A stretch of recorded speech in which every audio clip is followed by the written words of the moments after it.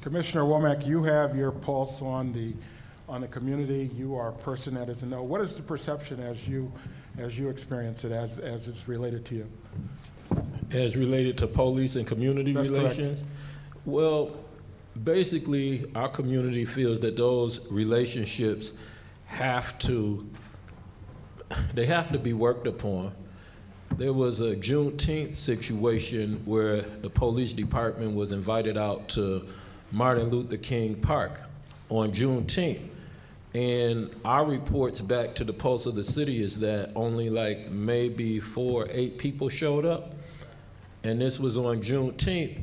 And I think the police was doing all they could to say, hey, this is a way we can, embrace the community more, connect with the community. But to African Americans, it was like the ultimate insult. It was like, this is Juneteenth. This is the celebration of our freedom when the news finally made it to Galveston, Texas, that they were free. Because you can believe slave owners were not telling people, you're free. Get as much more work as we can. So there was a celebration, and it's called Juneteenth. And when the police came to our neighborhood on Juneteenth to meet with the community, everybody was outraged, but I went on the radio and told them, I say, that just shows you that there are some people in those departments that are clueless. They just don't know any better. So instead of us making it worse, it's hard to laugh at that situation. If you're not black, you probably don't even know what I'm talking about. It'd be like me going to a bar mitzvah thing. I'm just saying I'm gonna just bring all my hip hop music and we're gonna have a celebration at the bar mitzvah. And I'm going to some bar mitzvahs, but I'll tell you, I did not bring my hip hop catalog with me. So I just asked the community, let's not take 2 steps backwards. They were trying, but it was very clueless. And we don't need to keep putting gasoline on every small issue. That issue could have went even further. But I bring it up tonight because I do want to thank our chief. I do think we have the right police chief. He can't say it, and he may not share my views, but I've seen him respond. I've seen him meet with community leaders. I've seen him meet with mothers and fathers. But the police department, it not only has different fashions of police officers, you got unions, you got different departments, and they're not on the same page. So as he is trying to lead the police department, and I think he's doing a great job, he can't come on the news and say, at the same time, I'm trying to get everybody else on board. So I bring it up because I'm asking the police department to get on board with those that are working for more diversity.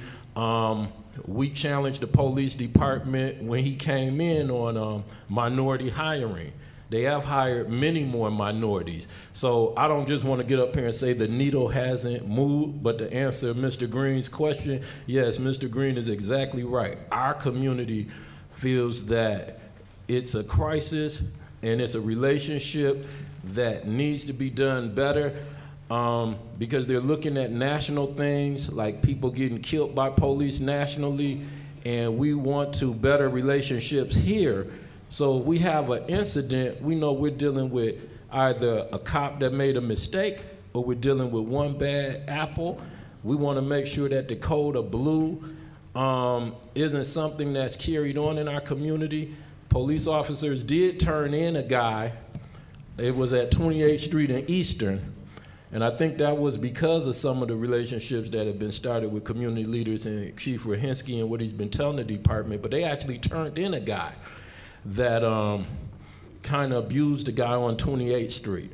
So the police turned him in. So there are some positive things, but we do have a long way to go. And I thank Mr. Green for the question because we do need to start this off knowing exactly where we are. We are far from having the relationship that we need to have with police officers in our community. And I would have to say that poverty is not the #1 reason, though, why I believe African Americans are pulled over in our community. I believe that, honestly, I mean, I'm looking at an audience that might not want to hear it, but racism exists. And there are people. Racism exists. And there are some people that have been raised up under this regime of racism for so long that if you put them on a lie detector test and said, are you prejudiced, are you racist, they say no, and they really would pass the test because they don't believe that they're racist or prejudiced. But that's why we need more sensitivity training. We need to teach people exactly what racism and prejudice is. There is no excuse for a population that makes up 12% of Grand Rapids, Michigan, and if you went in Kent County Jail, you would think by looking at Kent County Jail that African Americans make up 70% of Grand Rapids, Michigan. There's just no excuse for the statistics that we're getting back, but I am proud that this is a chief that has an open door policy. I don't think a chief has been more accessible than Chief Rahinsky, and I ask him to keep that door open so we could keep moving towards more inclusion and towards more peaceful ways of us getting along together. Thank you. Shelley, what are